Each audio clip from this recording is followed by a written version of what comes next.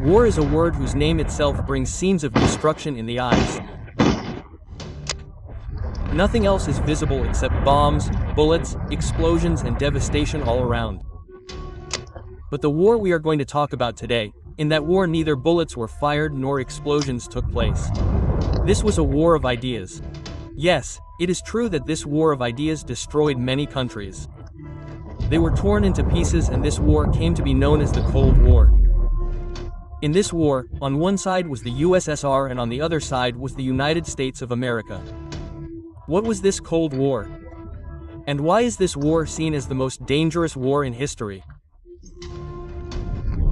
With the end of World War II, many big European empires drowned and two superpowers of the world emerged. One of these was the USSR and the other was the United States of America.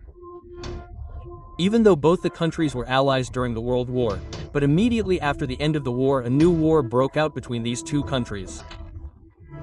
This was a war of ideas and economic policies.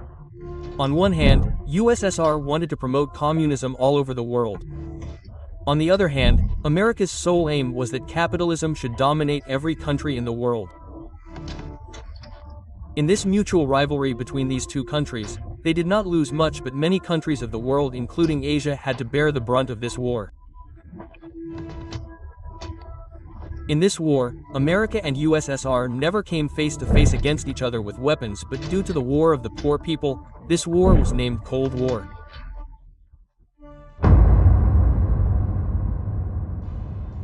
In 1930, Joseph Stalin took the power of USSR in his hands. After this, in November 1933, American President Franklin D. Roosevelt wanted to improve his relations with the Soviet Union, for which he sent Ambassador William Bullitt to Moscow. But his experience with Moscow was not good, after which a rift was created in the relations between US and Soviet.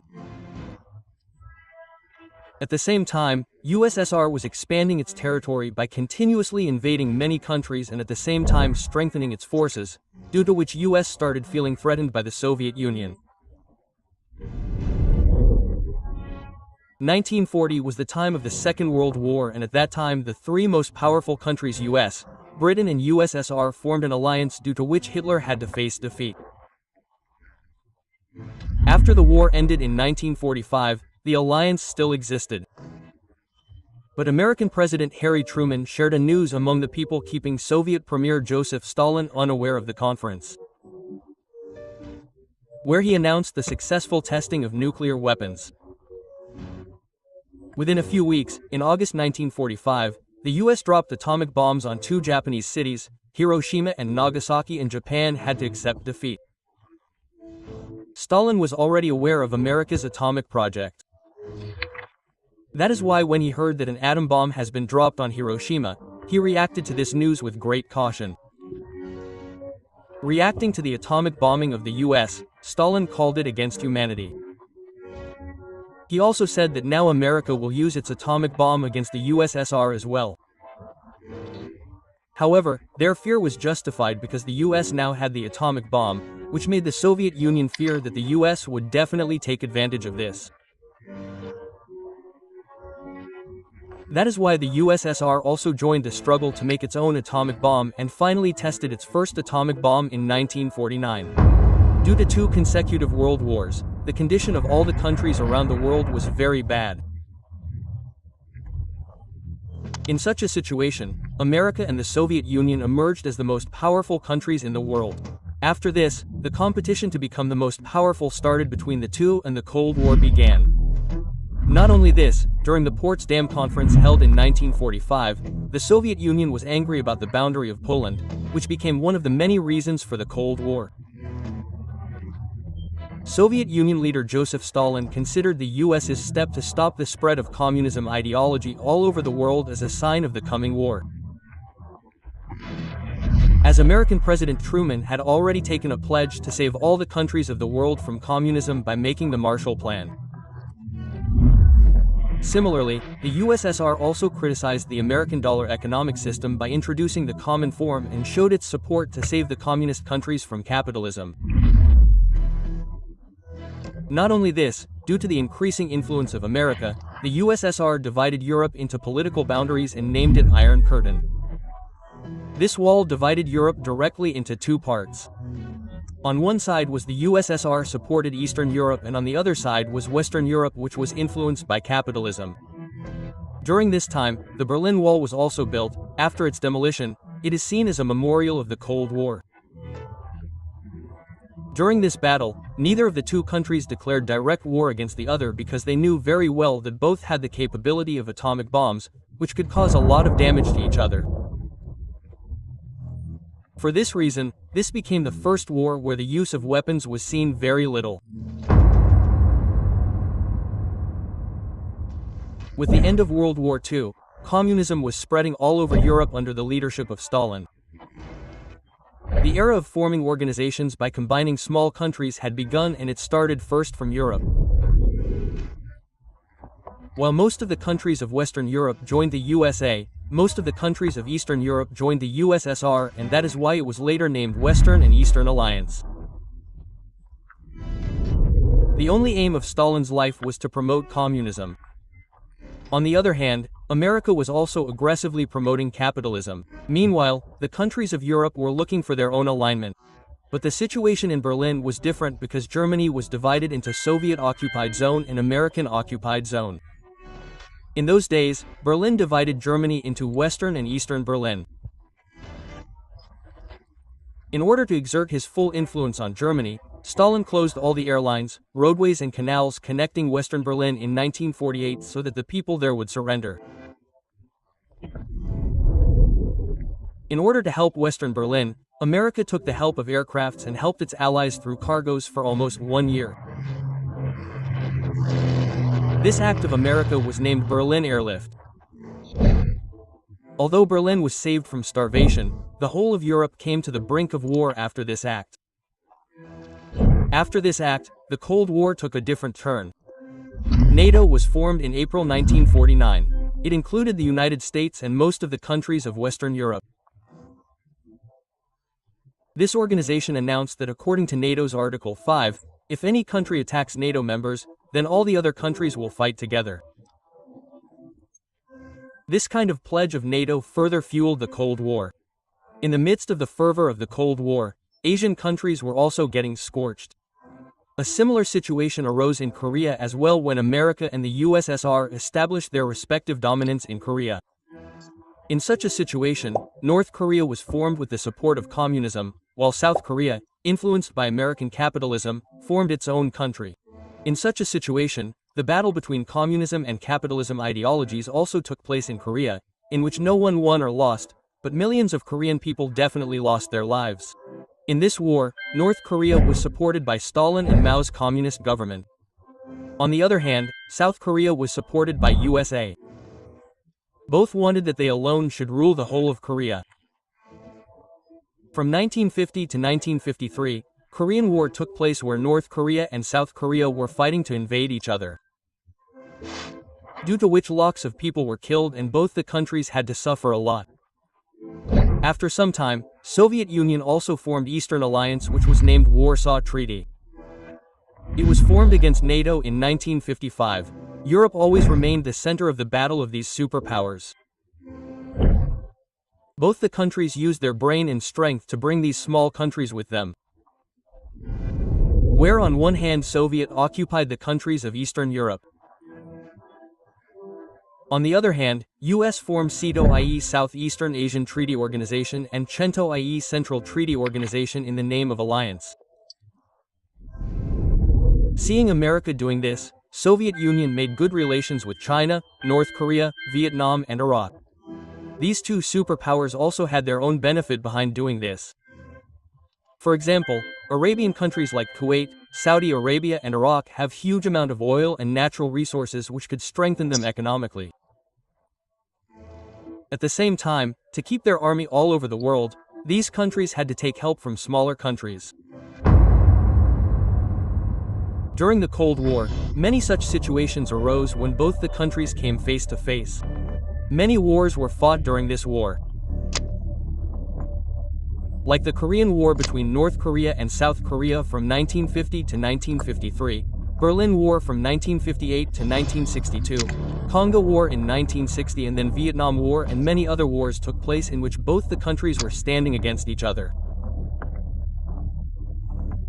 Both the countries were trying to scare each other with the power of missiles, and during this time, Cuban Missile Crisis happened in 1962, due to which an atmosphere of war started developing in both the countries. Because the US saw the Soviet missile base in Cuba, which was 90 miles away from Florida, and the US President John F. Kennedy demanded the removal of these missiles and considered this Soviet behavior as a sign of a nuclear strike. Realizing the seriousness of this matter, an agreement was made between the Soviet Union and the United States, according to which the USSR removed its weapons from Cuba. In return, the US did not invade Cuba. Now both these countries had understood very well that giving a threat in the name of nuclear weapons was not a wise thing.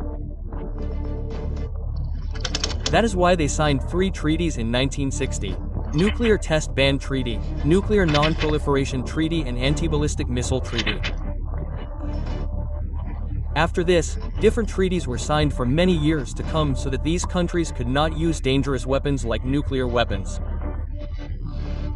For example, the first Limited Test Ban Treaty, LTBT, was signed on the 10th of October 1963 in Moscow, where America, Britain, and Soviet Union signed this treaty. According to this, any bomb testing which has an impact on the environment should be stopped. Second NPT Treaty on the Non-Proliferation of Nuclear Weapons. This treaty was signed on the 1st of July 1968 in London, Washington, and Moscow. But it was implemented from 1970, and from 1995 it was implemented for eternity. According to this treaty, all the countries which were possessing nuclear weapons before the 1st of January 1967, like United States, Soviet Union, Britain, France, and China, are allowed to keep atomic weapons, and other countries are prevented from acquiring these weapons. Third was Strategic Arms Limitation Talks SALT I.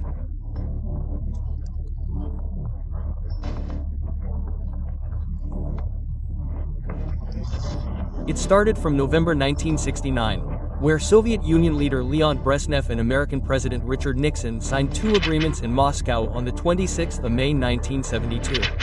The first was the Anti-Ballistic Missile ABM Treaty, and the second was the Agreement on Limitation of Strategically Lethal Weapons, and both of these were implemented from the 3rd of October 1972. The fourth Strategic Arms Limitation talks were started in November 1972, where American President Jimmy Carter and USSR leader Leonid Brezhnev signed a second agreement on limitation of strategically lethal weapons in Vienna on the 18th of June 1979. The Cold War was not being fought only on the economic front, but the USSR and the USA were competing to prove themselves better than each other in every matter.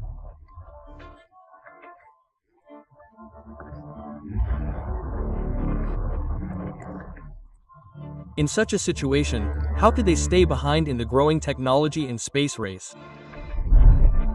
In 1957, the USSR launched Sputnik 1, which was an artificial satellite and was the first man-made satellite. Of course, USSR considered it as the crown of space conqueror. After World War II, Soviet Union successfully launched its first man-made satellite in space. Now America saw it not as space science development but as weapon advancement.